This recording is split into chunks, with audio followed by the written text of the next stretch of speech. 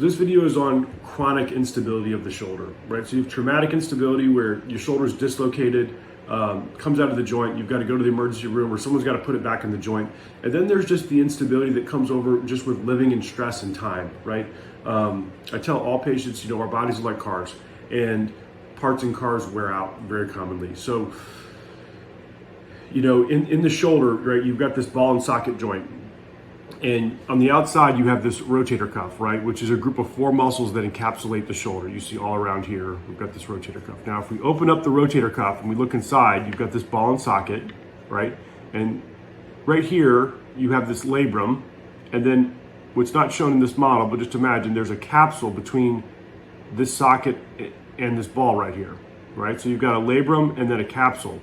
And that really is one of the main drivers of the stability of the shoulder. And over time, repetitive use, genetics, there's a lot of reasons, but people can develop some instability in the shoulder, right? And they create tears or stretching out of the labrum. And what ends up happening is you've got a ball that's not stable on the socket, right? Very simple. Like the ball and socket needs to be stable as you move your arm through space. And if the ball is not stable on the socket, it causes pain and discomfort. And sometimes as it continues to kind of slide around, it can create tears or stretching out. Sometimes it's your genetics. I mean, you could have someone that has very loose shoulders and they can do a lot of things, and then that turns into like a pathologic shoulder where it just becomes too much for that patient's shoulder. And so often your shoulder, you don't really sense that it's coming out of the socket. You just have pain, right? And often what I see too is patients that have some instability of the shoulder, once their labrum gets stretched out and it's not doing the job, well, then the rotator cuff is being forced to do a disproportionate load of the work, is the way that I think about it. And the rotator cuff can become inflamed and overly stressed and can develop tears as well. So I often see a combination of patients in their once they hit 30 and then up into the 40s and early 50s where the shoulder has been unstable for quite some time. They've been able to tolerate it, but then the instability becomes too much and it starts to affect the rotator cuff, and then the whole system starts to shut down, right? So, when we see this, and I see this very frequently in my practice, where it's a combination of, a subtle tearing of the labrum, and it can be in the front, the back, or the top.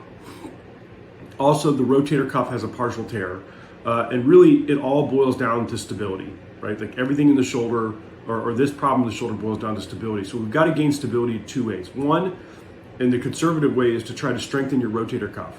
And if you can strengthen this rotator cuff muscle here, right, these 4 muscles, that's what's going to keep the ball on the socket as you move your arm in space, right? So you can change that without an operation. You can strengthen your shoulder. You can also strengthen the muscles around your shoulder blades and just build strength deep inside the shoulder. Not the big muscles, the little muscles that are kind of the belt and suspenders of the car, so to speak. And that's, if you were to throw out a number, it's about a 50-50 chance that you're going to be able to be satisfied with your shoulder if you with physical therapy, if you have this problem. So decent odds, right? And a lot of it also has to do with where you start out with in terms of pain, right? If I typically ask patients, if you had to rate your shoulder today on a scale of 1 to 100, 100 being a perfect shoulder, 0 being the worst, what percent of normal is your shoulder? Well, if you come in and your shoulder is 85, 90% of normal, well, we don't have much to get you happy, right? You're not that far off. So physical therapy, 3 to 6 months, if we can get you to 95% of normal, then that's pretty good. You're going to be satisfied. If you come in and you're 30, 40% of normal or 50%, well, then we've got a ways to go. So a lot of it has to do with how bad your shoulder is at the baseline to determine whether or not we can treat you conservatively and get you to where you need to be without an operation, right? But typically we do start with physical therapy, and in many patients that's successful, and some it's not. And so if you do 6 weeks to 3 months of physical therapy and you're still having quite a bit of pain, and we have determined through typically an MRI would be necessary to image your labrum, that you have a labral tear, then we recommend an operation. And the operation is going in arthroscopically and repairing the labrum. And essentially you're just tightening up the shoulder. And I'm very familiar with this procedure because I've done it a lot. I've also had it on my own shoulder, so I know intimately what it's like. And it works well. We've got a 95% success rate to stabilize the shoulder, to give you a much stronger shoulder that you can press and lift with and take away the pain that you're having. But very commonly it's in the patients that haven't dislocated their shoulder but just have pain, they have subtle tearing of the labrum. And again, it can be posterior tearing, anterior tearing, or superior. And often I'll see a combination of all three when I go inside the shoulder and I look arthroscopically. But either way, it all just boils down to you've got a ball and socket joint, and the ball and socket is not stable.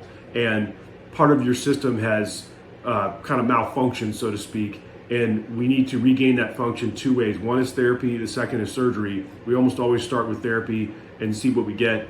And then in the patients who are still unhappy with their shoulder with therapy, we say, let's go ahead and fix it. And the fix is an arthroscopic labral repair, which is a very common procedure in our practice and thankfully a very successful procedure. So that's chronic instability of the shoulder, and hopefully we can get you better either way. Thanks.